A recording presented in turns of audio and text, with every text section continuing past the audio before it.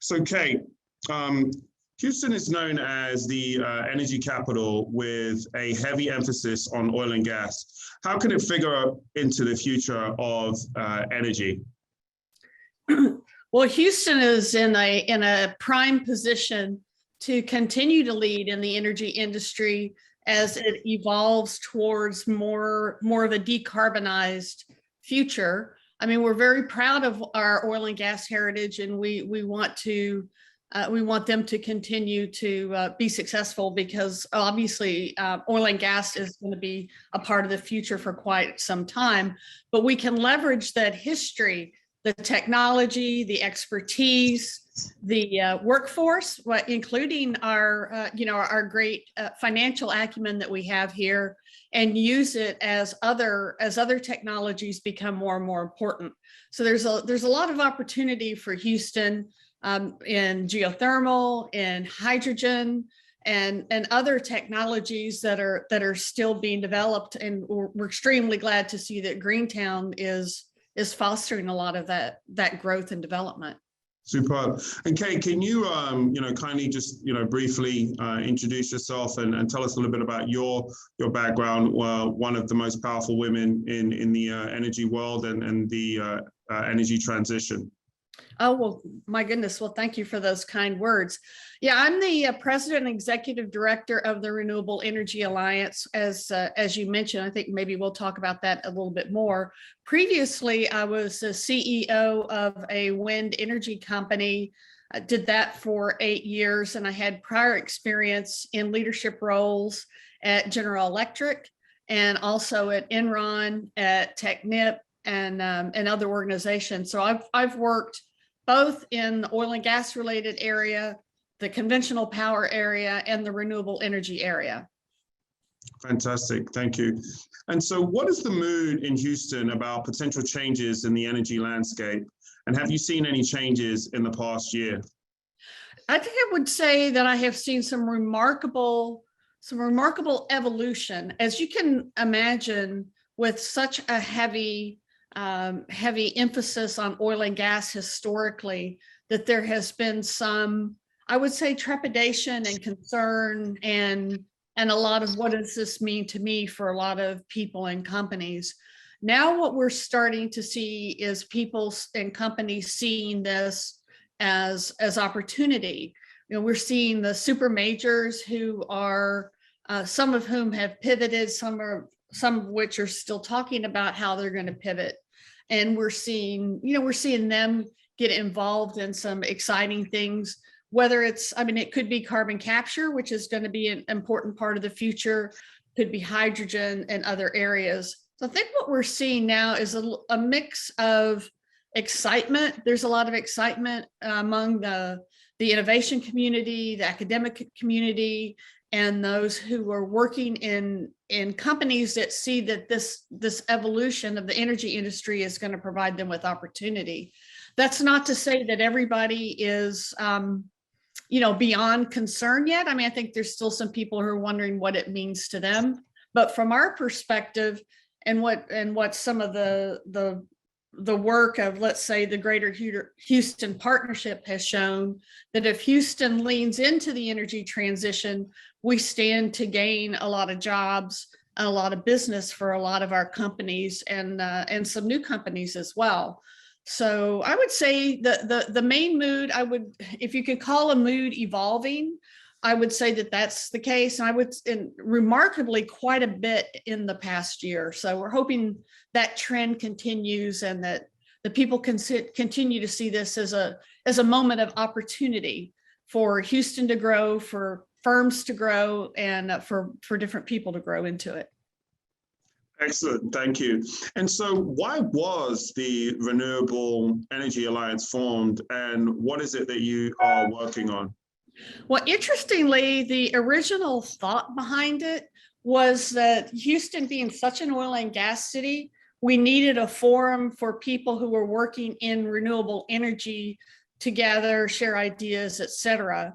And with that, it was launched at the beginning of 2020, before we knew we were facing the pandemic that we've been facing. But what happened as we started getting out into the professional community, as we started having conversation, we found tremendous interest from both people who are working in the in the oil and gas industry, but also companies, service firms, et cetera, who were interested in seeing how they may fit in. And so what we've evolved to is a broader reach, where we're inclusive of everyone who is interested in the energy transition, working in the energy transition. Maybe you haven't been in renewable energy, but you're interested in finding out what it involves.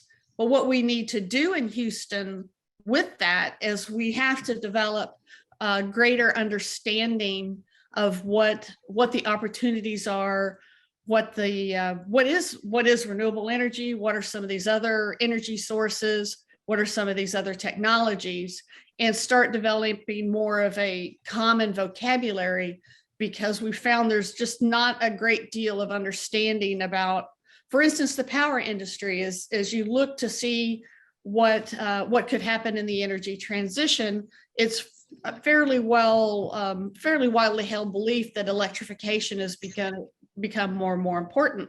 But if you've been working on the oil and gas industry, you may not have much of an understanding of the power industry, for instance. So we're working to help bridge that, working to bring people together who come from different parts of the energy universe to find, to find those areas of common interest. And that's been exciting to see. We had a happy hour recently, and it was fun for me because some of my old friends from the oil and gas world showed up. And these are people who were senior, like I am, in the industry. And they're like, and I'm sure 2 years ago, they were very much not on board. And now they're like, hey, we're starting to see opportunities. And they were really open and enthusiastic about learning more. So that's what we're here for. We like to shed light on the innovators. I'm very excited to hear the pitches of these exciting, early stage and startup companies that are being developed. There's so many fun things going on. So to the extent we can shed a light on that, we want to do that. We also want to give a space for voices who maybe have been underrepresented historically, because as we build this new version of what the energy industry is, it's important that we don't leave segments of the stakeholders behind. So we like to keep an eye on that as well. Kay, thank you very much. That's a fantastic summary, and it helps us to all realize, why the Renewable Energy Alliance was formed, and also in Houston. So, folks, if you would kindly share your contact information in the chat, and then we have a couple of minutes if anyone has any quick questions for Kay. We can take a few questions now before we introduce our next speaker, Bankole. Any questions from the audience?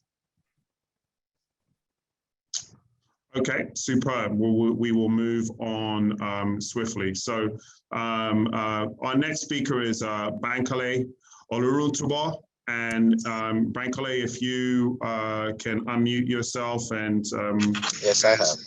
Excellent, wonderful. So Bankole, if you can briefly tell us a little bit about yourself and what you're doing in Nigeria.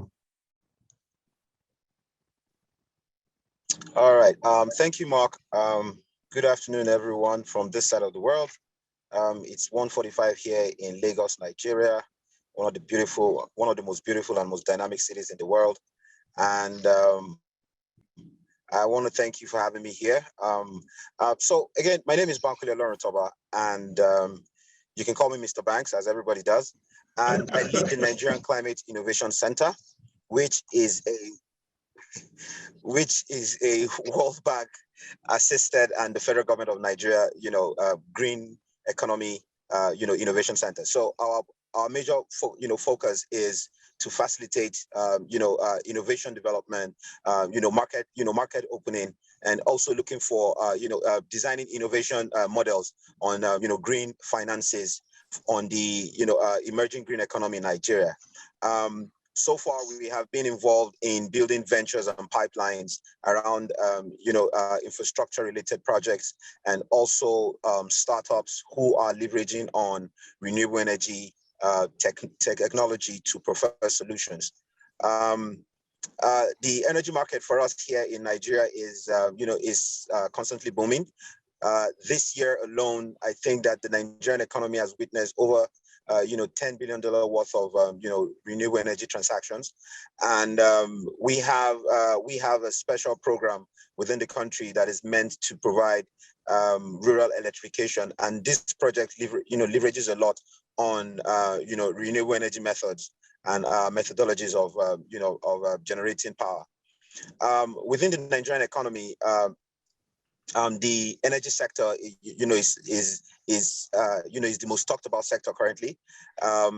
Many of the investment organizations are really focusing on facilitating green finance, energy finance, looking at different models of how energy can get up to the most rural and the most remote side of the country, and most importantly, creating a revenue model whereby there is also sustainability.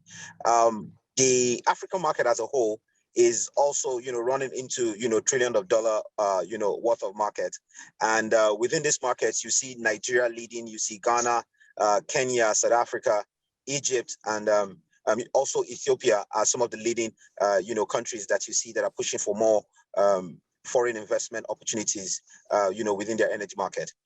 For us, we have been much more involved in looking at all the different models that have been used so far in the past 3 to 5 years, and how do we create a more sustainable model, factoring into the system, the existing growth within the commercial markets when it comes to energy trading and also energy financing. From our side, I think that there are a lot of developmental policies currently going on. A lot of reviews of policy around energy generation and also distribution also is going on.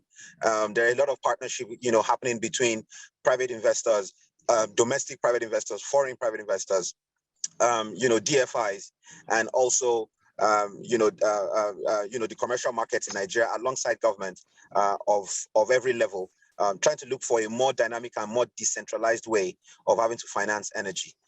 In terms of the innovation perspective, I think in Africa, we have sort of understood that some of the kind of innovations we need must not be the most sort of beautiful innovation when it comes to look and feel, but most importantly the most functional type of innovation. And sometimes that is why many times often when people say that innovation is not happening in Africa, I think it's just a huge slap on our face, because again, we have things that are functioning for most of our countries.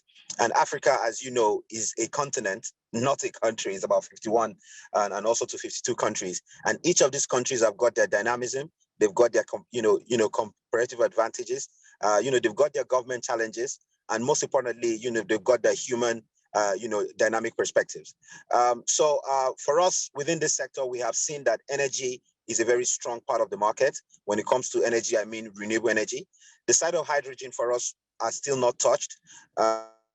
We think that renewable energy, hydro energy, even wind, and also wind are some of the areas that we're really focused on.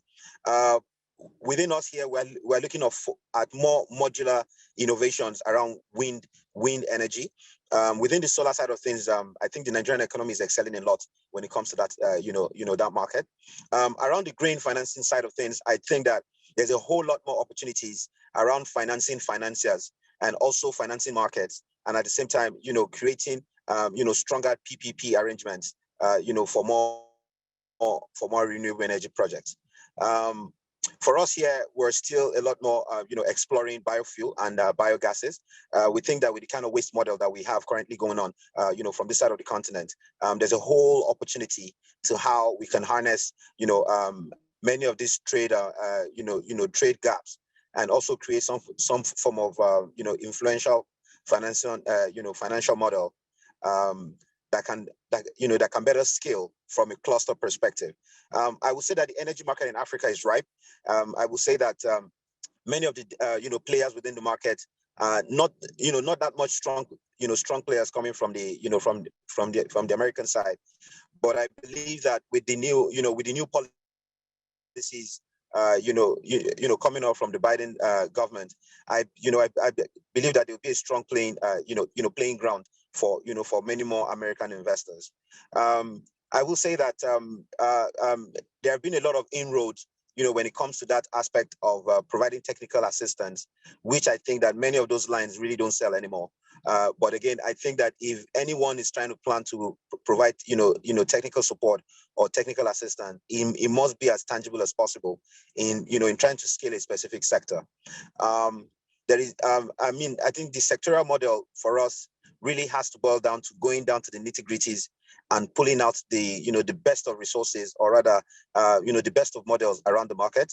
But I think that with the growth of early stage investments around digital tech currently in Africa, I think that the green tech sector also holds pretty much bigger bigger opportunities, because for us here we have seen a faster approach and then also adoption of interest in this market. And what we see around the innovation side is there are a lot of tangibilities. By tangibilities mean that you're seeing the products, you're seeing the impact on the market, you're seeing the you're seeing the size, you're seeing the look and the feel, and also how consumers are using the product that you're also investing in. There's a big market also for commodity trading. There's a big market also for SMEs. SME financing, when it comes to the energy trading market, is still some market that that has not been tapped into as much. At the NCIC, we started an innovation program 3 years ago, and currently we've done about 16 businesses at $10,000 each to seed fund their businesses, and we've also gone ahead to create a partnership with a commercial bank called Providus Bank, which is one of the leading sustainable sustainable financial banks in Nigeria. And we have gone ahead to sort of pilot a $1.3 million SME fund, which we know is relatively small, but it's also a pilot. And from what we've seen so far, currently our partnership is also exploring a non-cap financing model for SMEs. So currently at $1.3 million, we can go as much as 10 to 1 billion, and there's a whole lot of opportunities around how processes on how these businesses are able to facilitate these funds. We know that collateral is a problem, but we've also looked at that aspect to look at things like asset debentures, and also looking at some form of blended finance models to how businesses are accessing finance in Nigeria. Again, my role here is a Nigerian green economy evangelism, approach. I'm here to preach, the good news of a green economy in Nigeria. And I mean, I'm sitting at, around the table. If there are any more questions for us, we'll look forward to sharing more knowledge. Thank you. Over to you, Mark. Thank you for sharing that with us. Really appreciate it. Looks like you're being chauffeured around there. I like the hat. I always joke with Bankole that he's always dressed really nicely. So thank you, appreciate that. So if you have any questions for Bankole, please put them in the chat, and we'll move forward, and we can get to them at the end of the session. Also, please, please share your information. We have about 50 people in the room today. The purpose of this meeting is not to just sit around and talk. It's to actually connect with one another. A lot of people say, oh yeah, I don't like getting on Zooms because it's hard to network. Well, that's your own self-limiting belief.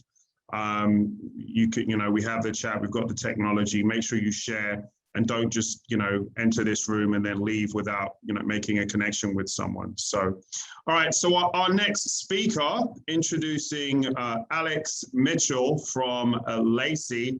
Alex, if you can kindly tell the audience a little bit about yourself and Lacy. Sure. Thank you, Mark. Really delighted to be here. My background is as a car person turned climate change and climate enthusiast. So I have spent almost all my almost all my career in the transportation sector, and had a realization about a decade ago that we needed to make the automotive industry a lot more sustainable if it was to have a viable future, particularly in cities. So I've spent the last 10 years working at a French car giant called Peugeot for the World Economic Forum and for an EV startup. And in all those roles was really working on electrification and other forms of sustainable mobility. I am now with Lacy. I'm on my third year, and Lacy, for those who don't know, is a nonprofit Cleantech incubator with a mission of creating an inclusive green economy. And I'll break down both of those words because they're both really important for us. We are in Cleantech, but for us, green, where we focus within green, is three subsectors where we have a lot of knowledge and expertise. And so that's going to be zero emissions mobility, clean energy, and circular economy. So those are the three spaces within Cleantech that we focus on. And then inclusive is really important for us.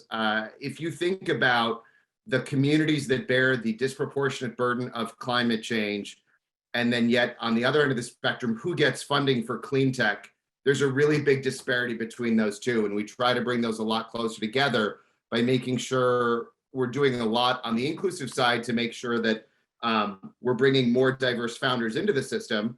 But then when our startups are deploying out in the market, they're being inclusive and thinking about how to make sure that they're able to address multiple customer segment types, multiple customer geographies, and be able to bring their solutions to frontline communities. We support about 50 founders each year across 3 Cleantech programs. We have a pre-seed program that's for Cleantech startups in Southern California. We have a seed stage program for which, as long as a company is US domiciled, it'll work. And then we have an A stage program, or even B stage, that's really global. We have companies from Australia and other markets in that program. Alongside those core incubation programs, we have an impact fund, so a micro venture capital fund. And then we also have a debt fund, which I can talk about later, but some, really trying to bring some innovation and inclusivity to the capital stack and make sure we're not just investing via venture capital. So that's Lacy in a nutshell.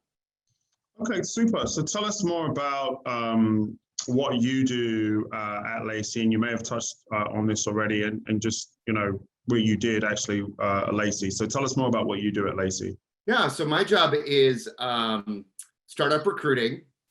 Then it's the startup programs we actually execute. So, when in our core incubation program for that seed stage company, it's a 2-year engagement with us. And it's making sure that me and my team are delivering against a really great services agreement that says we're going to give you mentoring, customer engagement, we're going to give you access to the venture fund and the debt fund, we're going to give you all the business support services of legal, accounting, et cetera.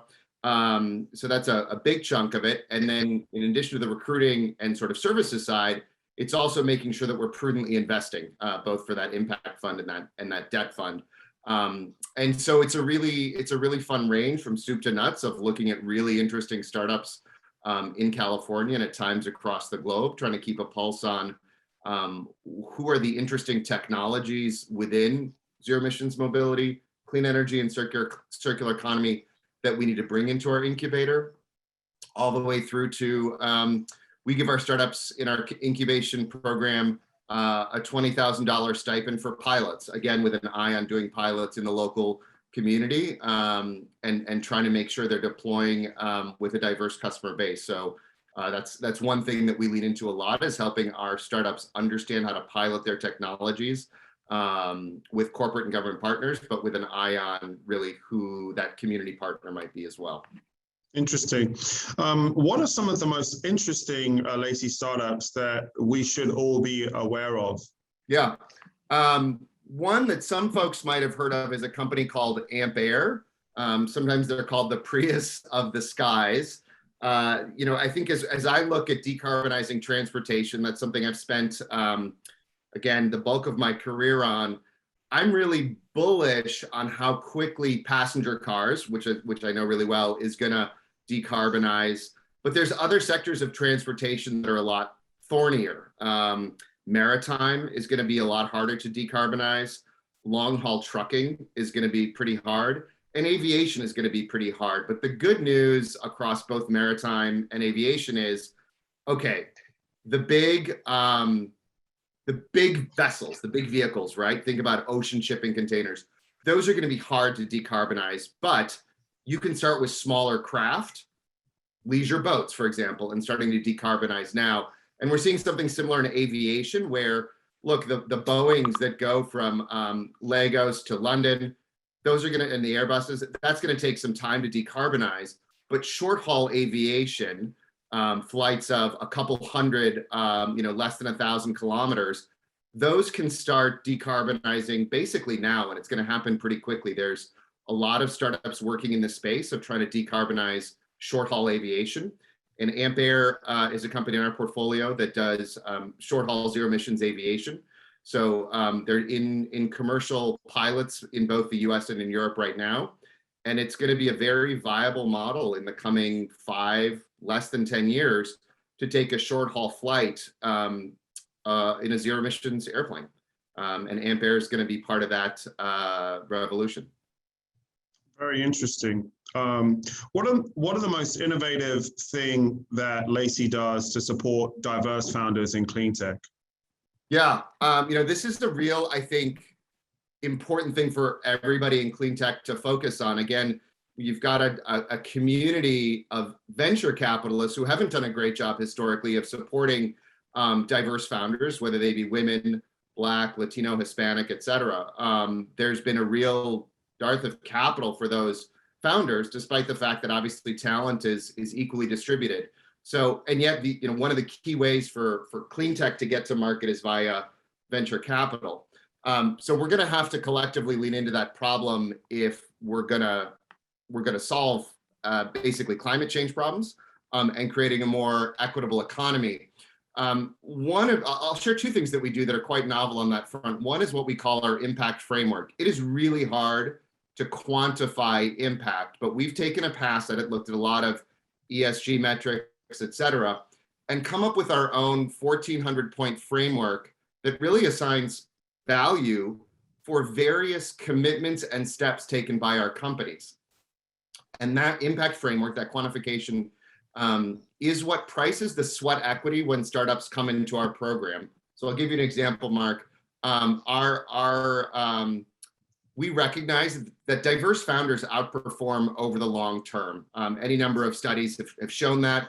Kauffman Foundation has done some great work. Many academic groups have done some great work on the notion that diverse teams outperform over the long term, but they often struggle at the earlier stages with attracting capital. And so our cost of sweat equity is lower for diverse teams than it would be for two men coming into the program.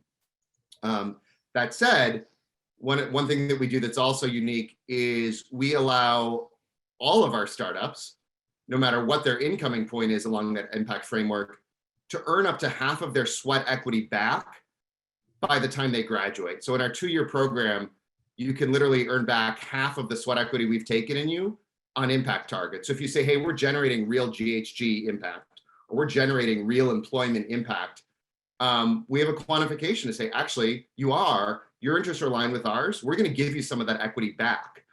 So it's a way to align founders' incentives with ours in a way that supports inclusivity, because they will get, for example, points by deploying in what's called in California a disadvantaged community, which is a combination of air quality and some other income metrics.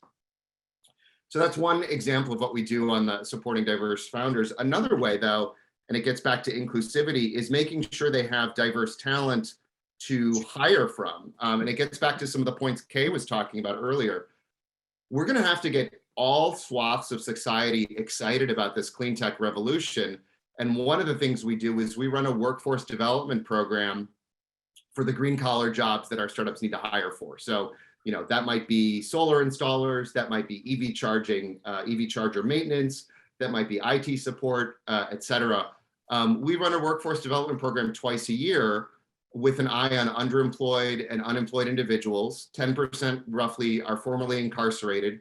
We train those people through a rigorous multi-month program and then place them either with our startups or with our corporate and government partners. And again, it's sort of our systemic approach to needing to make sure that all of us are leaning into the clean tech revolution. And if we can't get people excited about the green collar jobs of tomorrow, we're missing out on something really important. Okay, excellent. Thank you for that. And then can you tell us exactly what is Lacy's debt fund and what is your plan to take it national? Yeah, so there's this, and this gets back to some of the things, Mark, we were talking about on sort of social equity and inclusion. There's this notion that we all subscribe to that in the earliest 2-3 years of a company, everything should be funded by equity, not debt. And it's only when you get to a later stage that debt is viable. I disagree with that notion. I spent a lot of time in capital markets and in capital allocation. I can give you lots of examples where debt may be appropriate. And I'll give you a classic example that a lot of clean tech startups within Greentown, Lacy, others face, which is, okay, you just might have finished a friends and family round, et cetera. And you might have 2 customer pilot opportunities instead of just 1. You know, NextEra Energy and Con Ed might both say, hey, we would love to do a pilot with you, paid pilot. We'll give you, we'll pay you $50,000, but we won't pay you back for 9 months. We need you to ship us the materials. We're going to test for 6 months. Then you can invoice us and we'll pay in 60, 90 days. For a lot of startups, that's a huge amount of stress. And yet we're really hands-on with our startups. We know the risk of non-performance. We also know that Con Ed or NextEra Energy is good to pay. And yet you can't get that financed as a startup founder. The only way you can get something like that financed is often just doing another safe note, but that's equity. And I would argue that's actually not a good use of capital at that point. If you know the company's general stability, which we know because we're incubating, and you have a effectively close to guaranteed contract repayment, there's a better way of doing that. And so we have a debt fund, revolving debt fund, currently in the low 6 figures, where we're writing short-term and medium-term loans for our companies, currently on the order of $20,000 to $50,000 a year. We're way oversubscribed by our startups. And we have our partner incubators saying, this is a challenge for our portfolio companies as well. Again, there's this notion of, oh, well, if you get 2 customer pilots instead of 1, just raise another safe note. That's not particularly inclusive. There's a lot of founders who don't have access to a friends and family network to raise a safe note from. And so that's where we come in with a debt fund. And so we're undertaking a raise to take our debt fund from the low 6 digits to a $5 to $10 million fund, so that we can write loans on the order of up to maybe $250K, and do it not only for the Lacy startups, but the startups within Greentown, our peers at Clean Energy Trust in Chicago, New Energy Nexus in the Bay Area and beyond, because this is a real unmet need in the clean tech capital stack. Interesting. Alex, why do you think that startups are so kind of hungry for equity capital instead of debt? Well, it gets back to a lot of upside and downside issues. Obviously, there's no immediate downside to taking on more equity, which is to say you're giving up future ownership of your company, but you don't have to, necessarily with debt, you're going to have to worry about, well, what if I can't repay the bill? And what do I have to hand over collateral in my company? Or even worse, today's model, if you want to get a loan as an early stage founder, you're often having to give up personal collateral. And so I think it's because the solutions are pretty awful, right? If you're a privileged founder, you can put it on your credit card. But because you're not giving up anything but future ownership, it's often what founders prefer. And I don't always disagree with that assessment, but I think a lot of us who work with startups have seen the opposite pan out, which is the startup that has gorged on the equity side of the equation, ends up having a successful startup and goes, my gosh, I gave up all of my ownership in this company. You know, we're on the verge of a successful exit, and I only retain 5, maybe 10% of my company. I gave up a lot along the way. I could have probably financed this differently and retained more wealth. And I think that's, again, going to be really important as we think about inclusivity and creating more inclusive economy. I would be very sad if we created a new generation of women, Black, Latino, Hispanic founders, and all of them ended up taking on maybe too much venture capital and not being aware of debt, and then feeling regret 5, 7, 10 years later when they say, hey, I've got a successful startup, but I actually don't own a particularly high percentage of it. So I don't pretend to always have the prescription for what the founder needs. It's ultimately the founder's choice, whether they want to take on more equity or more debt. But I do want them to have those options so that they can make the right call for themselves. Interesting. Yeah, no, thank you for sharing that. And like to talk to you offline about your raise as well. Sure. Alex. Alex, can you tell us a little bit about your personal newsletter on sustainability, mobility, and how it tackles a lot of topics on how to invest in sustainable mobility, and how can investors take learnings from there to build investment opportunities? So I was, in the course of a typical week, I found I was replying or getting inbound requests from some of my investment friends, whether, mostly in the private markets, venture capital investors, et cetera, but also folks in the equities market, just asking, hey, what do you think about this? What do you think about that? Do you believe that this approach is right?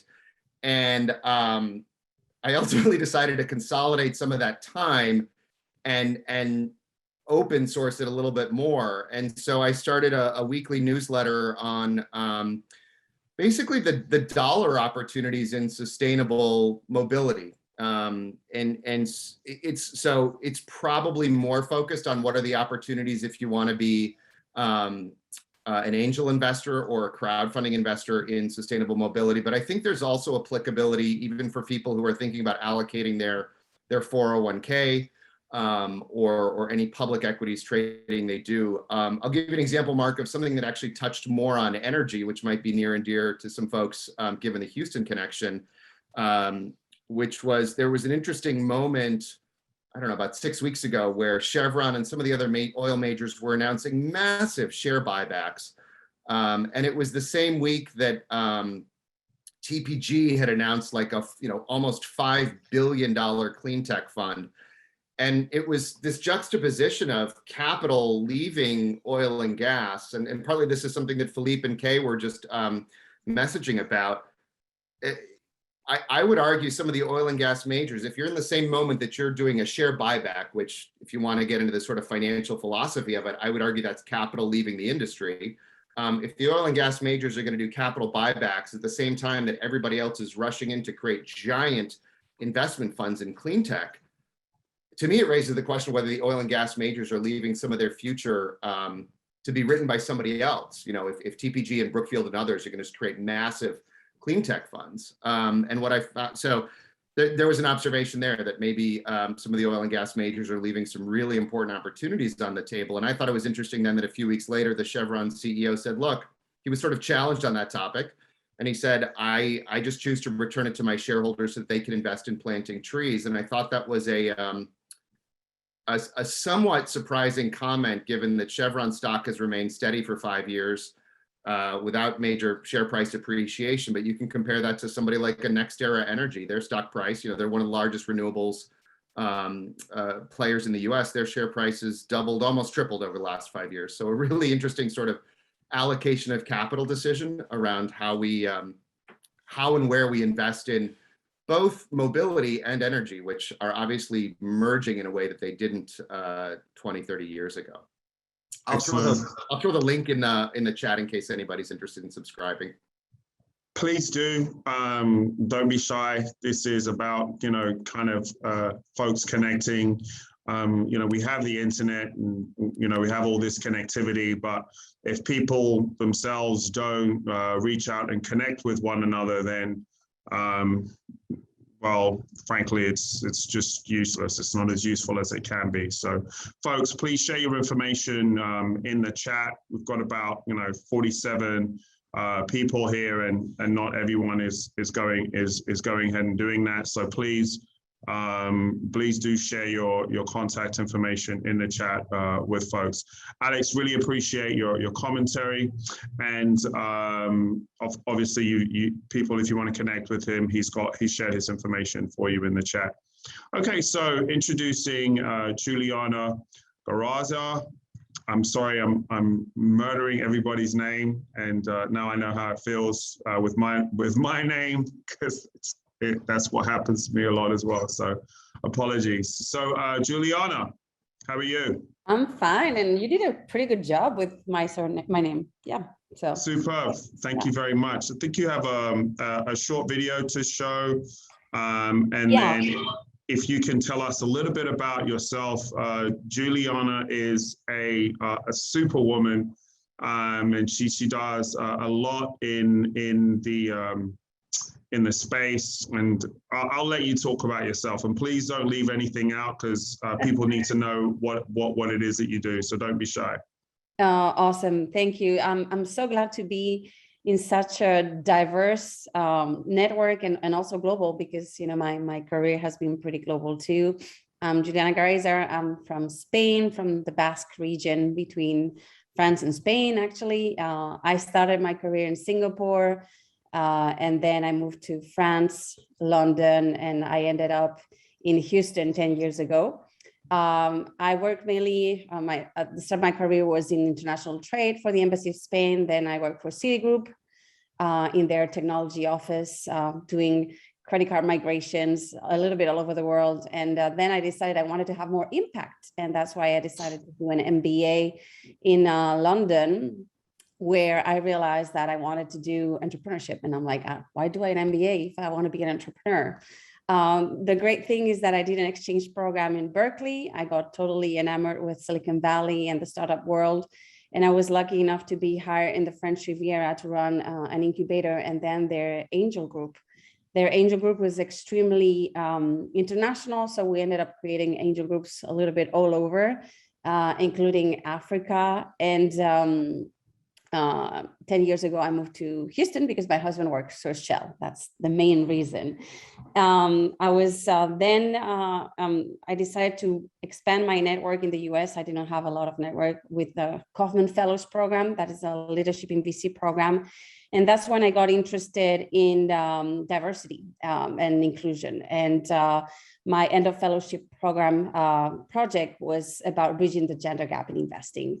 While I was working with the Houston Angel Network and then the Texas Medical Center Venture Fund in Houston, I realized that there were huge gaps and I wanted to do something about it. That's why I created a few angel networks, and I was part of the Houston Diversity Fund. I'm one of the leads of Portfolia. Portfolia has several funds, but it's a platform of funds that are led mainly by women and diverse and LGBTQ investors, and we try to bridge gaps. So the second fund I'm running for BIPOC founders is called Rising America 2, and we're just fundraising now. In my day job, I also run Greentown Labs for Houston. I'm the launch, no longer the launch director. I was the launch director. Now I'm the head of Houston Incubator and also the VP of Innovation. I think that's more or less it about me, but really, really great to see how many things in common we have with Lacy and the diversity angle.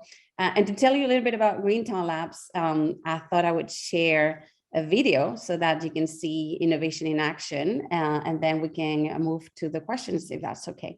So perfect, thank you. You can share your screen. Awesome.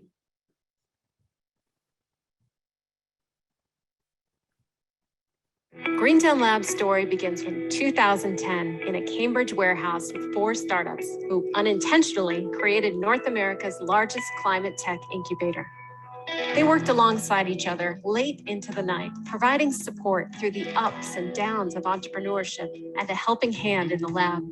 Soon, that spirit of collaboration formed a community. The number of companies jumped from 17 to 25 to 55 in just a few short years. This rapid growth carried this unintentional incubator from its original Cambridge warehouse to Boston's Fort Point neighborhood to Somerville's Union Square, all by 2013. Somerville Mayor Joe Curtatone and his team helped Greentown Labs get started in a 33,000 square foot building there. And this is some of the most consequential work being done anywhere, and I am thrilled. Community and startups kept growing, and Greentown soon needed more space and resources to support their work. Once again, with the mayor's help, Greentown expanded to create what is today a 100,000 square foot campus across 3 buildings, which is home to 100 companies. It offers prototyping and wet lab, a machine shop, an electronics shop, software, investor and corporate connections, and many other programs and resources curated to help climate tech startups thrive.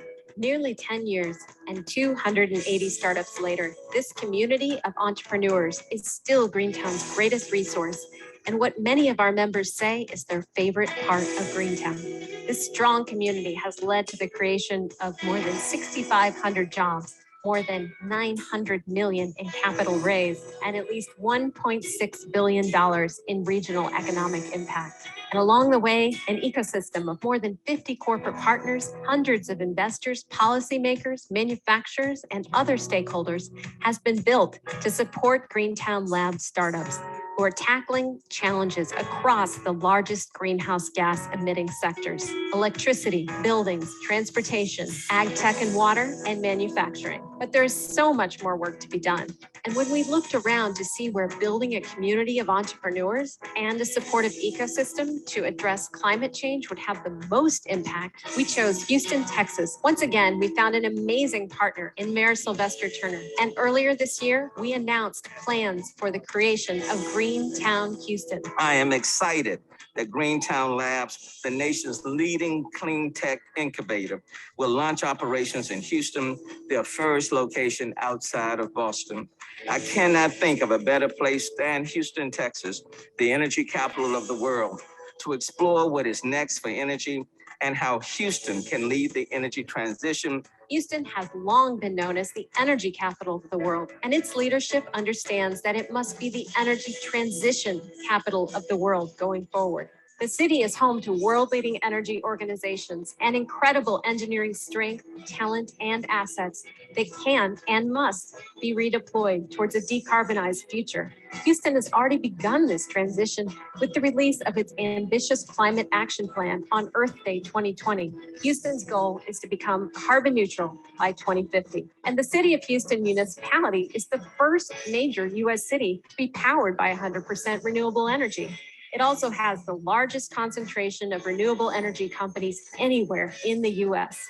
Greentown Houston will serve as an on-the-ground catalyst for continuing to drive progress on the energy transition. We plan to open the doors of the city's first climate tech startup incubator in the spring of 2021. Greentown Houston will provide more than 40,000 square feet of prototyping lab, office, and community space for about 50 young companies. Greentown Houston will be located in Houston's Innovation District, just 2 miles from downtown, positioning us close to several universities, other startup support organizations, investors, and corporate and civic leaders critical to the development of early stage companies. And will be steps away from a Houston Metro Rail stop and be accessible by a new on-street protected bikeway. We are already accepting members into our new community and have welcomed 16 inaugural Greentown startups to date. By opening Greentown Houston, we aim to build a bridge between our 2 home cities to have the best and brightest engineering and business minds working together on our global climate challenge. We welcome you to join us in leading the energy transition and scaling climate action.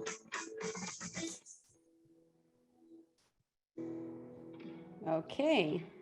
Oh, that was amazing. I didn't know Houston had the most renewable companies. I think we're doing a poor job at branding ourselves, and I agree with Alex that, you know, we're leaving some branding and some money at the table. Yeah, that's actually almost bringing a tear to my eye. So fantastic. And I'm actually not joking. So this is great. So Juliana, what is Greentown Labs and why Houston? So I think, you know, the video explains pretty well what Greentown Labs is. And, you know, we have 5 of the inaugural members here who are going to pitch to all of you today. But I think, you know, one of the things that differentiate Greentown Labs is that, you know, we have a strong percentage of our companies are having a hardware component. And that means that 2/3 of our space is actually prototyping labs. So it's not the typical co-working space or accelerator. This has actually been pretty helpful for us during the pandemic in Boston specifically, where, you know, those things are things that you cannot do working from home. You know, you still need to get your lab, your wet lab. And that meant that during the pandemic, at least for Boston, when we were open, the lab space would still be 100% full. Most of our companies are in between seed. They come when they have raised a little bit of seed money. And they spend an average of 2 years between seed and Series A. So we help them not only with pilots, small scale manufacturing, prototyping, but also with getting funding and, you know, all kinds of grants. I think that the pilot phase is very important for many of our companies. There's a chicken and egg where if you don't have a pilot, you don't get investors. And I think it's pretty crucial. In our case, and I can tell you a little bit later about that, we try to tackle that sometimes with accelerator programs. Interesting. So what's the difference between an incubator and an accelerator? So Greentown Labs is an incubator. So incubator is the space, and we have an ongoing application. So it's rolling applications. We really believe that the typical accelerator program that, you know, you can have in Silicon Valley for software companies didn't fit our model. We have companies that, you know, have very big problems to solve, and, you know, we think they're going to take more than 3 to 6 months to figure it out. And that's why, you know, we thought the incubation model was great for us. Also, our companies are extremely diverse. As you can see, you know, we have some wind technologies, but, you know, we have some materials companies. We have, you know, IoT, you have accounting. So everything under the same roof, and, you know, not all the programs feed everybody. That's why we, after 10 years of working with some of the corporations, and I think that's also one of our secret sauce, making sure that our startups partner with big corporations. Some of them decided to trust us with innovation and outsourcing innovation to us. And we created these corporate-led acceleration programs that we call Launch. And many of them are very narrow because it really depends on the challenge that, you know, the corporation wants to solve. Like some of the last ones that we had were carbon to value, where, you know, we have a few of our companies also for Greentown, offshore wind, but the offshore wind challenge was very specific to software detecting marine life technology. We're doing now a circularity challenge with Mitsubishi Chemical, and we're going to pretty soon launch a hydrogen program. We just launched recently one in smart and healthy buildings with Saint-Gobain. So what we're really trying to do is streamline the path from startup to corporation. Many of our companies are B2B, and we really believe that, you know, streamlining that process is key for our companies. Super, thank you. And then do you take equity in any of the companies? We don't. You know, many of our companies come from acceleration programs. You know, a lot of them in Boston come from Mass Challenge, Y Combinator, the same thing here. You know, we have a few that just came in from the from the RISE Clean Energy Accelerator and others. And we feel like, you know, there's this equity chunk that they've already taken. What we do is we connect them with our network of investors. We have more than 500 investors in our network. They receive our monthly deal flow digest and also our investor newsletter. and we do quite a lot of events with them. Today, actually, we have investor hours with at least 12 funds that are going to be meeting some of our companies, and of course the 5 today. So we're getting ready for that. And that's why our companies have been very successful. But one of the things we really believe is innovating also in finance. And I really believe that what Lacy is doing is great, is very much needed. And I'm glad that they're also somehow incorporating Greentown companies to those initiatives. And I'm really grateful to you, Mark, for having me in this panel so that we can connect later and talk about ways to collaborate further with Lacy. And by the way, some of our companies like Veloce have part of a team in Lacy and another part in Greentown Houston. So the collaboration is pretty strong. Also with DI initiatives, actually the events that we're organizing today at Greentown, one of them, I think you've already been promoting, is about workforce and jobs in green equity, a panel that is organized by AmFam. And the last AmFam event we did, I was actually collaborating with Lacy and Women of Greentown. So a lot of collaboration there in the diversity angle. Excellent, superb. So for the next section of our fireside, our workshop, we're going to be, like Juliana said, introducing to you 5 of the companies that are at Greentown. So we did the macro, now we're going to do the micro. So the first company that we'll be introducing is Syzygy. So they asked to go first because they have a 9 o'clock. So Juliana, if you'd like to go ahead and make that introduction. Sure. Syzygy, would be the kind of company that would be an alumni company in Boston. In Boston, we've been doing this for 10 years. So, having a company on Series B would be the kind of company that would be an alumni and would have maybe moved to the building next to ours where a lot of our companies are. But here in Houston, we're really jumpstarting an ecosystem. We really believe that Houston has all the ingredients to jumpstart the energy transition, but we needed them all in one place. And I think that's one of the reasons why Syzygy decided to come to our space. Not only because we still have an ecosystem and a community to offer, but also because there's a lot they can give back to the community. I know Trevor, the founder, since before he got money and he was fundraising. I'm so proud of him and what he has achieved. And I think he feels that he needs to give back to the community of entrepreneurs. So I know that he's actually coaching a few earlier stage entrepreneurs, some of them who need quite a lot of help. Specifically, one company, Footprint App, Dakota Stormer, the founder, just passed away in like very, very suddenly, and has left the co-founder with a lot of work and with very little experience in fundraising. And we know that Trevor is going to be actually coaching Kelly, the founder now. And so without further ado, I'm going to let them explain what they do much better than I. Hi, well, thank you for that introduction. That's really nice. And unfortunately, you'll have to suffer that we don't have Trevor or Suman with us, our 2 founders, but my name is Robbie Padditer. I'm Vice President of Operations. So just to check, can you guys hear me okay? Everything good? Yes, sir. Perfect. So just a quick jump in. I know we're short on time, but Syzygy is powering our clean energy future by producing materials that the world depends on. Let me push this forward a little bit. There we go.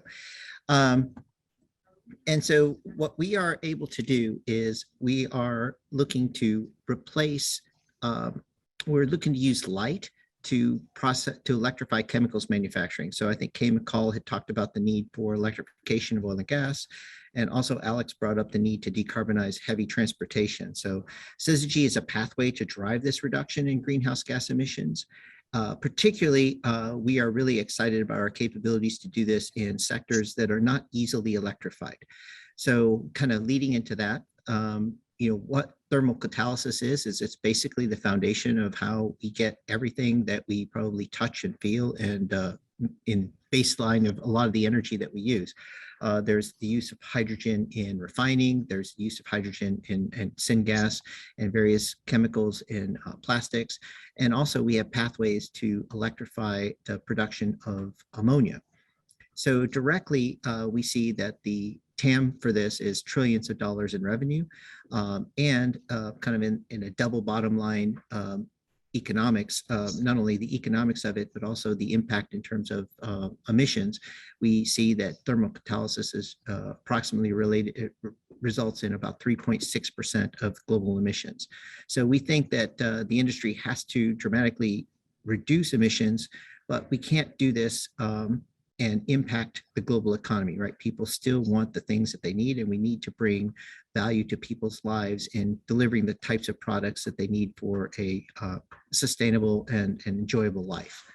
So kind of moving on, the way we do this is that the traditional way that a catalysis occurs is you have to impart a lot of energy into the system, and typically that's done through burners. So it's the combustion of fossil fuels, methane, so on and so forth, that directly result in carbon emissions from that, if it's not cleaned up through some sort of carbon capture. And then that energy that you impart into the system enables the breakdown of chemicals such as methane into carbon dioxide and hydrogen. So our objective is to find ways to use our technology to stimulate that reaction using a photocatalytic particle. So we call that the antenna reactor, that we can attach to the typical catalyst or some reformulated catalyst that would drive the energy much more efficiently and activate it using photons of light. So our vision is that we'll drive 1 gigaton of carbon dioxide equivalent emissions out of the system, particularly through that replacing of combustion towards these industrial operations and replacing it with our light activated reactors. So typically, the other impact is that in the process of eliminating this high temperature burner system, we also have the capability to reduce the cost and maybe even and also make this a very distributed type of application. So where typically you have also some emissions due to transportation of these feedstock, the intermediate chemicals like ammonia and hydrogen, we can reduce the size of how these reactors are built and make them more decentralized. So if you have something like warehouse operations that depend on hydrogen to run fuel cell electric fork trucks, then we can create hydrogen on demand distributed at the warehouse locations, and that eliminates all the transportation emissions, the kind of the frictional emissions that are result in how do I get that hydrogen from a centralized plant, put it on a truck, maintain it at near 0 degrees Kelvin so that I can get it to the warehouse and then use it to fuel into the forklifts for those kind of material handling operations. That's just one use case, and there's lots of different use cases that we've looked at. So we can target both the centralized high volume production by replacing the current burner and the current reactor design, but also kind of pioneer new business models to produce chemicals, locally and in distributed markets. So this technology really was developed through Rice. So we're really happy to be here in Houston, close to the birthplace of the technology. It was developed by two of our other co-founders, Naomi Hollis and Peter Nordlander, and it's been published in Science and Nature. And this technology has really been vetted and also been validated in multiple assessments. We've been awarded grants from ARPA-E and NSF to do, to do various reactions. So we're not just a one-trick pony. We're a platform technology that we can apply this to the disaggregation of ammonia. We can also use it for methane, and we're exploring other ways to use this technology. So we view ourselves as a technology company, and we're looking for the right applications and the right markets to kind of enter with. So I'll focus on this slide being last, and then I wanted to talk about another pitch that we're doing that we'd like your support with. But our initial market is hydrogen. The hype and the awareness of the need to switch from petroleum or using hydrogen as a potential fuel source because of inherent advantages coupled with fuel cells, it's huge. And we think that we have capabilities and pathways to produce green hydrogen, but we also know that and currently we can see in the markets today, energy is expensive, so there's going to be the need to probably have a transition. And so our target is to produce blue and green hydrogen and help us to drive that reduction in greenhouse gases, greater than a gigaton. Our expectation is to do that by 2040. And we see the TAM for that, just the hydrogen market in and of itself, is $250 billion by 2030. But we also have other pathways that we're exploring in the near term. We have CO2 to methanol. So taking some of the feed, some of the feed product that we get out of the hydrogen decomposition reaction, the methane decomposition reaction, and turning that into methanol using standard chemical engineering processes, but being able to use our reactor to substitute for for the typical burner reactor. That we think is another $70 billion market. Ammonia synthesis is a huge opportunity for us. As well as the decomposition of ammonia into hydrogen. So that would be our green pathway.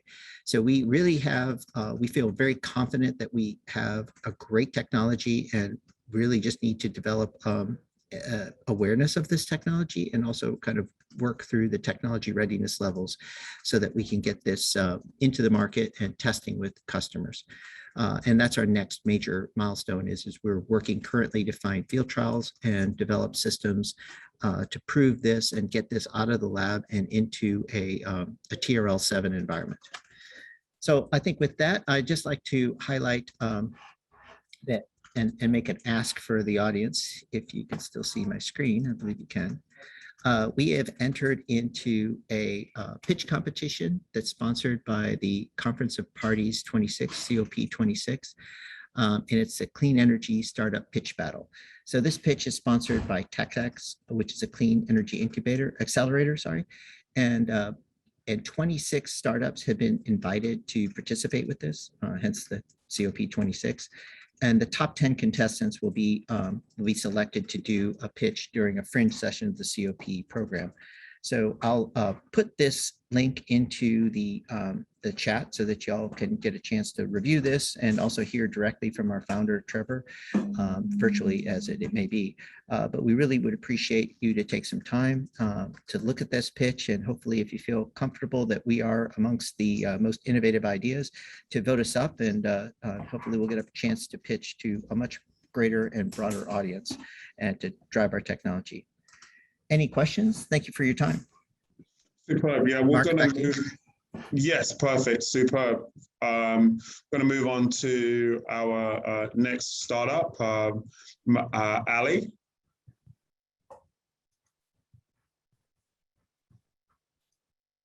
Katie or Elsie, are you there to present Ali? There you go. Hi there, how is everyone? Hopefully you can see my screen. Yeah. Okay, excellent. I thought I would start off really quickly just by flashing this up. So Nisha is in our team here at Greentown. I want to thank everybody for listening to all the Greentown pitches. That this was as early as 4:14 this morning, where she said, listening to the sound of my windows being wept by the near crepe myrtle as yet another storm passes through the area, I'm reminded why I'm a climate entrepreneur. And I feel the same way. My name is Katie Maynard, and I'm the founder. You're not sharing your screen. Yeah, sorry. Share your screen. You were then. Oh, I was kicked out. Okay. Oops. All right. Let's make sure I have the. Okay. Here we go. Can you see now? Yep. All right. Sorry about that. Technology. Let's see. Okay. Can you see? Okay, so Nisha said tweeted this morning, one of our other founders, that she was listening to the sound of her windows being whipped by the nearby crepe myrtle as yet another storm passes through the Houston area. And she is reminded of why she's a climate entrepreneur. And I agreed. I can't sleep because it won't stop raining. I've dedicated the last 7 years of my life and will continue to dedicate my time and my team's time to addressing a very important topic. and that is the professional community for an equitable energy transition.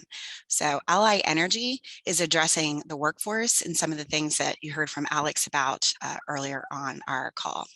So the problem is energy is in a talent and culture crisis. We have a retiring workforce and a mass exodus of folks across all areas of energy. Incumbent companies are very important to provide talent for the new future. Gender and ethnic representation lags. Energy jobs lack the appeal of healthcare and tech, largely because they're unknown and they are changing. And the climate crisis is pressuring companies to take action. So what is Ally doing to address this? We've created a platform, a technology platform that brings jobs and learning. It's a marketplace that connects candidates and companies, and we're dominating a billion-dollar niche in the energy transition. How are we doing that? So we've built a subscription-based business using inbound marketing and sales to drive multiple revenue sources. We have a membership that brings together corporate members who come together to talk about ESG and DEI challenges. We have a jobs platform that brings together candidates and companies. We have job postings for individual companies, and we also have data scraping and automated integrations. And then lastly, we're focused on cohort-based academy learning, so live hybrid model of asynchronous learning for reskill and upskill training to address the energy transition. Some of our clients include the folks that you see here, so Baker Hughes, Oxy. We're also working with Sonova, Hess, TPI Composites, so we have quite a footprint in oil and gas. However, we're growing into the renewable sector. Right now, we have about 40 plus folks. Our biggest challenge is we have a $2 million sales pipeline and no sales professionals to nurture that pipeline, or recently hired sales professionals to hire that pipeline. Our revenue growth has been tremendous. We've been very, very fortunate. The business is at break even. We've gone from the early days of 2015, pre-COVID, we hit that revenue break even with 2 full-time staff and contractors. All of our traffic is organic, with the number one source of traffic being direct, no paid traffic. So post-COVID, I went through the Goldman Sachs 10K program to really think about what we wanted to be and how we wanted to grow and scale in the next 2 years, given the clean energy revolution. As a part of that, became a founding member of Greentown Labs Houston. Really, really proud to be a part of the companies that are sitting here in Houston, driving the new future. We just acquired Clean Energy Social, a career site that accelerated our ability to develop our product further, but also gave us the ability to expand our platform beyond oil and gas and into wind, solar, and other areas of energy. We have a planned release of an integrated new product that's coming out literally in a few weeks. Very excited about that. And we have a planned Series A in 2022. A little bit about me as the founder, proven energy leader, 20 years in health and safety, a background at Shell and BP in sustainability and health and safety. We've been featured in Bloomberg, Forbes, Scientific American, CNN, and had the lucky, fortunate ability to author a book in between all of that. And we've been working with Congress on the energy workforce. So the US Department of Energy recognizes this is a challenge and that we need more people to be a part of this energy transition and the workforce. So our next steps are to raise 2.5 million. We want to expand our sales force with 2 to 4 new sales hires, 40 to 60 new enterprise clients per salesperson per year. We really want to continue to invest in our product. So we bootstrapped our way to just shy of $1 million and learned very quickly that while that was a very good thing to do, we need to make sure that we're continually investing in our product so that it can scale properly. And then lastly, we want to expand our customer service and customer success team. That's absolutely important to make sure that we get the 95% renewal rate that we've been lucky to gain in the last 7 years the business has been in existence. And that is Ally, and I want to thank you for your time, and I want to also thank you for your focus on the folks that are here at Greentown Labs, the workforce that is driving the future for the energy transition. Thank you. Katie, Kay, and I will be at the Jobs in Green Equity panel. I've put the Eventbrite on the chat for those who are interested in attending. Yeah, please do check that out. And somebody mentioned Don. He doesn't think that most Houston residents know that these companies exist. I don't think anyone. I think globally people don't know that this exists. And like I said, it kind of brought a tear to my eye. I was like, wow, this is amazing. So, Katie, I'll reach out to you about your sales folks. Actually, one of my colleagues might be useful for helping you out with that. So, okay, superb. Juliana, do you want to go ahead and introduce the next company, Applied Bioplastics?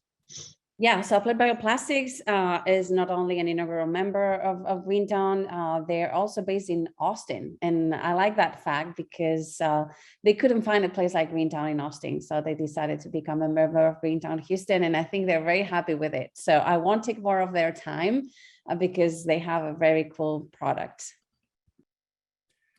Thank you so much, Juliana. Thanks for having us, everyone. Let me share my screen here real quick. You guys see my screen? Yes. Yes. Awesome. Thanks so much. All right. Well, hi, everyone. I'm Alex. I'm co-founder of Applied Bioplastics. Let's start by talking about the economic expansion driven by durable plastics over the last century. We've got planes, trains, and automobiles, toys, tools, technology, all cheaper and lighter and more accessible to more people. Plastic's actually an amazing invention. And that's why, even though it's already everywhere, demand for plastic is still growing faster than the expansion of the human race, something that we know quite well down in Houston, which I'm from, by the way. So in 2015, plastic production accounted for 1.8 billion metric tons of CO2 emissions. And if projections hold, emissions will reach 6.5 billion metric tons per year by 2050, which is over 15% of the total human carbon budget.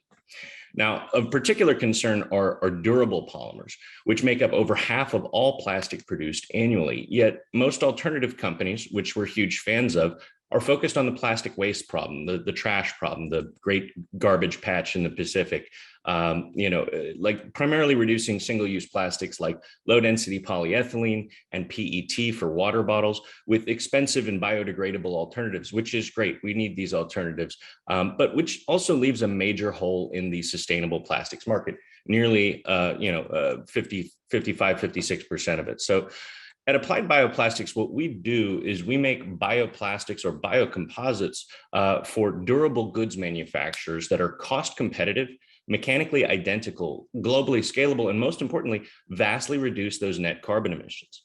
We do this in several ways: reduction of petrochemical inputs primarily, also carbon sequestration in the soil, carbon sequestration within our durable composites, and by diverting waste biomass from being burned or composted. We're able to compete directly with legacy plastics on price and features because we use abundant, renewable, and most importantly, inexpensive and globally available plant material. This is possible because we've achieved a major breakthrough in cellulose processing, which makes us fiber agnostic. It's a low capex proprietary technology that allows us to use cellulose from nearly any kind of fast growing fibrous biomass, which is revolutionary. Anything from processed hemp to agricultural waste to lawn clippings. And if it's an olefin, we can go from high density polypropylene to high density polyethylene, PVC, ABS, polycarbonate. We'll take it all and we'll turn it into usable, valuable, decarbonized plastic composites. So in the last 2 years, we've secured our IP. We've competed in and won several well-known business competitions, including at Mass Challenge and South by Southwest. Of course, we joined Greentown Labs. We've built a team of 18 and begun acceptance testing with some of the world's largest manufacturers. At scale, we'll be reducing the CO2 output of manufacturing by hundreds of millions of metric tons, and further product improvements like using recycled resins or ocean recovered resins will push those gains even higher. Better yet, we do meet several UN Sustainable Development Goals by empowering rural communities and emerging economies by purchasing both farmed fiber and agricultural waste at fair trade prices. Now, we're confident in our success and our ability to scale because our process and our products are drop-in replacements with no switching costs for both feedstock manufacturers and their customers. So we use the same industry standard machines to produce our plastic pellets, the twin screw extruder at the top of your screen, as everyone else does. And the temperature, timing, and equipment, the injection molder at the bottom of your screen, for their use by our customers doesn't change at all. So several of our prospects are currently engaged in acceptance testing without making any changes to their typical production lines. And when they're finished and successful, we'll have proven that rapid global adoption of our plastic alternative is an achievable goal this decade. Now, our strongest asset beyond our intellectual property is our team. With a century and a half of experience in plastic, 5 PhDs, experienced business and sales leaders, and of course, what every great startup needs, a bunch of talented youngsters who are dying to make a difference. We know that what starts here will change the world. We're engaged with half a dozen manufacturers in the Fortune 20, as well as with several other household names responsible for big chunks of the total plastic manufactured annually. By 2030, we plan on delivering nearly 5 million metric tons and helping manufacturers avoid over 4 million metric tons of carbon emissions. Out of an annual total addressable market starting at 120 million metric tons of polypropylene alone, and keep in mind, we are a platform technology. Polypropylene is the first thing that we're putting out on the market, but we're engaged with several other major corporates on joint development agreements to develop new types of this plastic composite. But going back to this initial market here, we expect to claim a 1.5% share by 2025. Delivering on that market share allows us to generate significant profit rapidly. Over 5 years, we will accumulate over $230 million and be generating over $130 million in profit annually. And you know what? I totally misordered my slides here. This is our team. I talked about them earlier. They are awesome. But moving right along here, after 2 years of work, we are months away from capturing our first revenue from some of the largest brands on the planet. Supplying only 2 to 3 of these customers can bring us to that 1.5% market share within 5 years, which equates to a $230 million in annual revenue. We just finished a launch round this summer, which helped us end our complete dependence on contract manufacturing of samples, reducing the time to activate on our nearly $200 million annual revenue pipeline by enabling us to stand up our own fiber treatment facility. We've actually just yesterday signed a term sheet with our first price round lead investor. This $5 million round will allow us to validate the unit economics that we've modeled at commercial scale and will enable us to scale to meet the needs of these customers by adding multiple fiber treatment facilities. If you're interested in collaborating with us or investing in the round, please email me at alex@appliedbioplastics.com, or our Chief Strategy Officer is also on this call, ron@appliedbioplastics.com. Thank you so much for having us. Excellent. Juliana, if you don't mind introducing the next company, Annuity. I know that we're very short on time, so I'm just going to say that Nisha is a great founding partner, not only for the whole community, but specifically for women of Greentown. And she's trying to democratize access to climate impact access. So I'll let her continue. Excellent. And we'll run about 5 minutes over, folks. So apologies for that. Nisha, go ahead. Thank you. Thank you, Juliana. Thanks, Mark, for having us. So greatly appreciate it. So again, I'm Nisha Desai. I'm the founder of Annuity Holdings, and we are democratizing ownership of climate assets. So the problem we are attacking for consumers is that most people don't really have the ability to invest in the one thing that's accessible to them, which is rooftop solar.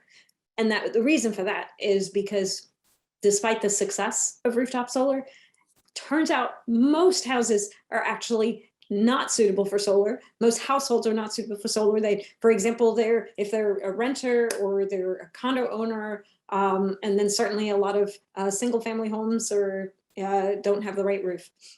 And so despite that demand and despite the fact that people are getting more motivated by climate, they really don't have that opportunity to actually participate and put money to work. So what we're doing is we're actually providing them with the ability to leverage the community and utility scale solar plants so that we can provide the customers with solar panels that they can buy and invest in.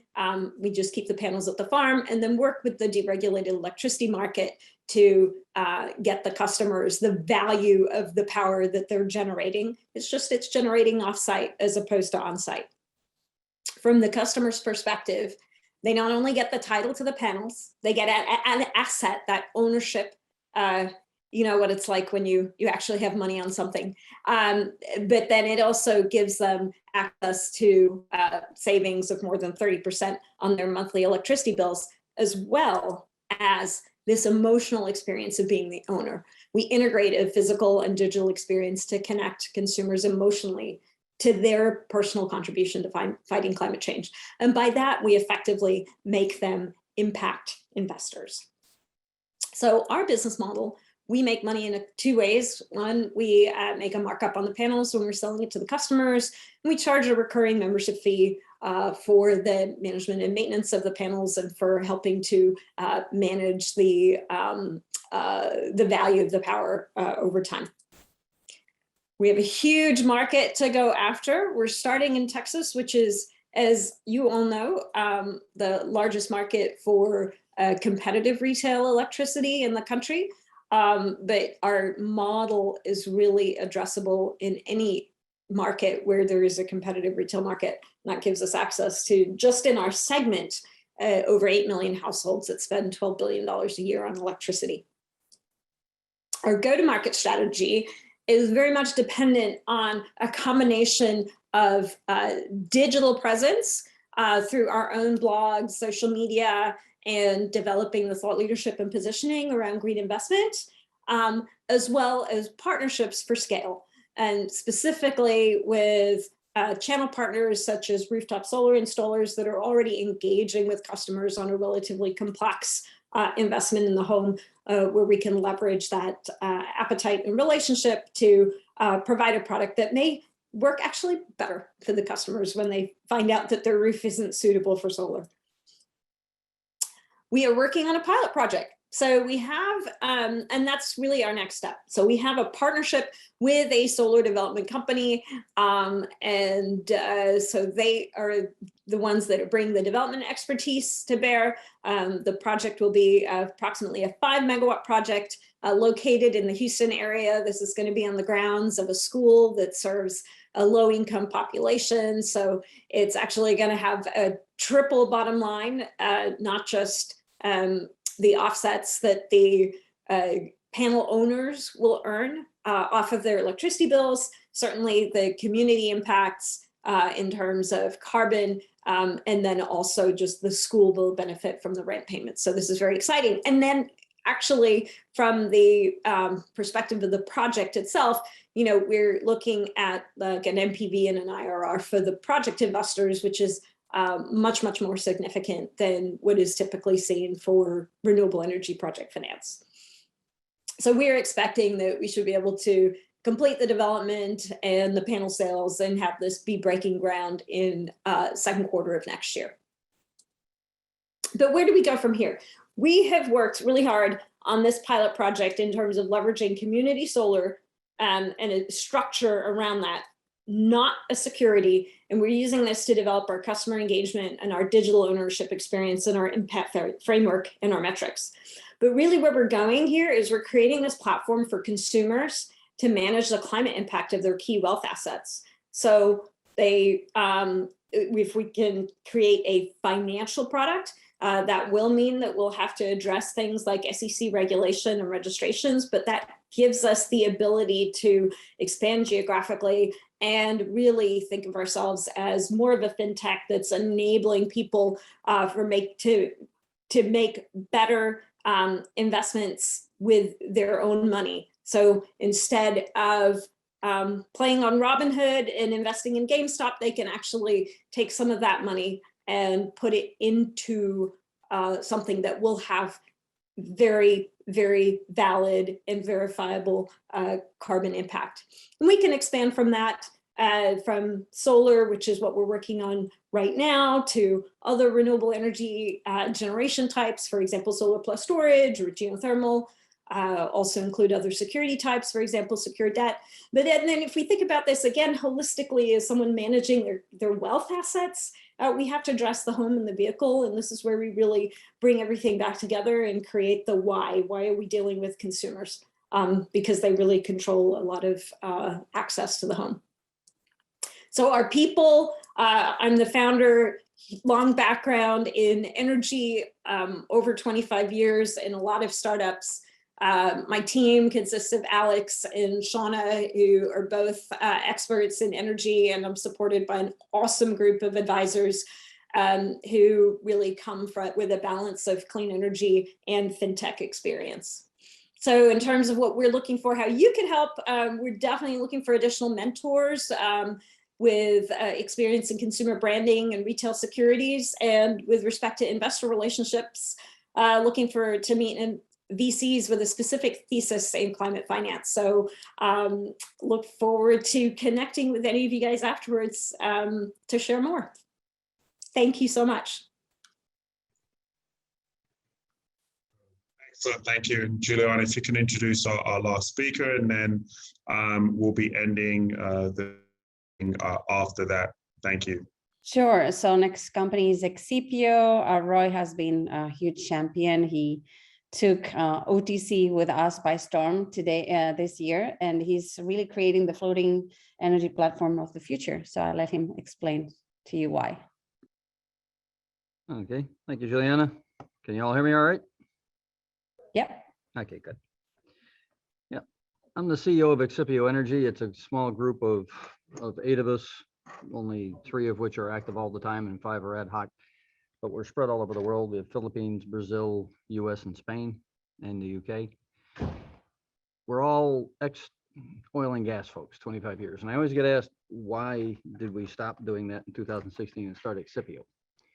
And the short answer to that is all the people that I work with, this is what we've always wanted to do. We worked in oil and gas because that's where the industry was, and we like building things that supply energy to people. But we've been doing this for a long time. I mean, everybody that I work with has a passion for making this happen, and we see it being done, not incorrectly, but there's so much more potential in the offshore renewable space than is being captured. Our concept is simple. If you're going to build a floating platform, it makes no sense to anybody who does what I do to just put a wind turbine on it. If you're going to build that platform, you should put as much energy or biofuel or anything else equipment you can, because that's the most cost effective. When I consult to the oil and gas companies, a continuous question they get asked is, how do they make money if they transition or evolve? And I'm going to steal Kate's term, I like evolution better than transition. The answer is they can't find anything no one technology is going to replace oil or gas. But a family of technologies can actually make it profitable, unsubsidized, and quite frankly, change the way that we capture the resources in the ocean without doing any damage to them. In fact, by the presence, it will actually make it better. And in the end, what you end up with is a entire blue economy. That's why the DOE has funded us to do just that for the Gulf of Mexico. How does that work? The math is fairly simple. If you combine the units together, you share a lot of the costs. And I'll show those in just a second. This slide I put in here because I know this is the financial guys. I usually don't show this slide. If you guys want to take a look at it and tell me where I messed up my math, feel free. It's based on the NREL numbers. And what this shows clearly is that with doing nothing else to the technologies, just by combining them into a single platform, you will reduce the LCOE, the levelized cost of energy. Not going to read through these, but this is the list of 23 these are all major capital cost line items in an offshore development, right? From the beginning to the end. All of these don't change or change very slightly. The whole cost goes up a bit, but the installation, the moorings, the finance cost, the insurance, the project management, all those are shared. And that drives down the cost. The focus to date has been to try to minimize the hull to hold up the wind tower. That's a self-limiting goal. Once you get to where they are now, you're not going to get any better. And even if you cut the hull in half, you're only going to make about a 5% impact on the LCOE, and then you're stuck. Our patent is on the platform itself, not on the technology, so we're technology agnostic. With the possible exception, we do have oscillating water columns in the legs, but the turbine that we use will be gone out to in the market. It's designed to be mass produced, and it's designed to support anybody's technology up to a 12,000 ton topsides weight for the 4-leg. We have 3, 4, and 6-leg designs, but they don't change, the components don't change. That turbine that you see there, that's a V3 turbine. It's certainly for the Gulf of Mexico, a whole lot more efficient than the big 3-bladed jobs that they're using right now. In the Gulf of Mexico, we're even looking at things like the ocean thermal energy and ocean geothermal, because you can include those, and those are 24/7 baseload power. You can use the pipelines and cables to send the energy produced and the value-added products produced to shore. But what we've always had in our head, and this is what created the exabuoy, is this picture. We've never seen this as an exercise in how do I make a wind turbine stand up and float. And any first-year marine engineer can do that. If you want to get into the offshore renewable section and you want to make an unsubsidized profit, you have to think in terms of a system. What feeds into what? How do they cross over? How can I take advantage? How do I make it so that the byproduct of one is the feed into the other, and so that my discharge is virtually zero? And that's what Excipio has spent the last 6 years doing. We're now at a Series A offering to try to get the funding to put the actual platform in the test tank. We have to get it up to TRL4 above in order for the big companies to come in, and it takes big companies to do this. The platform you see over my shoulder is about the size of the Eiffel Tower. This is something, just there's the Haruani chili plant. They just got done announcing Siemens. It's pretty much underway. That is wind power to fuel. They're capturing CO2, they're making hydrogen, they're combining it and exporting ecodiesel. That's the cleanest fuel that you're going to find, and it's a totally circular, sustainable carbon system. I've written before extensively on not thinking in terms of let's decarbonize. We burn carbon. That's what people use for food. What you want to do is you want to make it a sustainable closed cycle system. I'm not going to go through all this, but if you divide up the hydrogen, the power, and the CO2 capture to the platforms, you actually get a gain in terms of efficiency. And this is the ask. This is what it's for. This is where it's all going to go. And when we get done, then we'll be ready to build one in the ocean. Excellent. Well, thank you for your time, folks. Thank you for staying with us. And we need to end promptly. So I appreciate everyone and all the speakers for joining us. Everyone, you have everyone's contact information. My name is Mark Erabogbo. I'm chairman of the Energy and Natural Resources Special Interest Group with the FANG, Financial Executives Networking Group. Thank you very much and have a great day.